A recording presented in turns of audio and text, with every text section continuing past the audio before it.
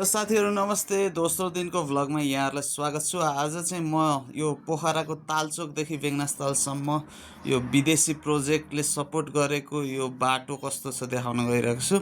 सुरुमा चाहिँ हामीले यहाँ यो बाटोभन्दा पनि धेरै यतापट्टि के बनाएको छ। यो फर्स्टमा चाहिँ यहाँ नाला देख्न सकिन्छ। नालामा यो खानेपानीको पाइप पनि अव्यवस्थित नै छ।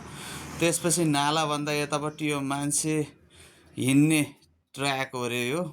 त्यसपछि यतापट्टि यहाँ हरियो हरियो देखिएको छ। अब यो चाहिँ फुलबारी बगैँचा के रुखहरू लगाउनको लागि बनाइएको। बिचमा चाहिँ पोलहरू छ। अनि यो चाहिँ हाम्रो साइकल लेन। अब साइकल मैत्री बाटो छ। अनि यसमा चाहिँ हामीले अब यो हरियो हरियो देखिएकोमा चाहिँ मान्छेहरूले बस कुर्नको लागि स्टेसन बनायो भनेर भन्छन्। दुवैतिरको साइडमा चाहिँ एउटै प्याटर्नको बाटो छ। बाटो हेर्दा चाहिँ 4 लेनको जस्तो देखिन्छ, तर बाटोभन्दा धेरै यो साइकल लेन मान्छे हिँड्ने ट्र्याक बनाएको कारणले चाहिँ अलि बाटो चाहिँ दुवैतिर एक एक लेनको जस्तो देखिन्छ। अब म बाटो क्रस गर्दैछु। अहिले यो जेब्रा क्रसिङहरू चाहिँ केही पनि बनाएको छैन। त्यसरी नै यतापट्टि हामीले पनि यो बाटोको पारिपट्टि पनि देख्न सकिन्छ मान्छे बस्ने स्टेसन।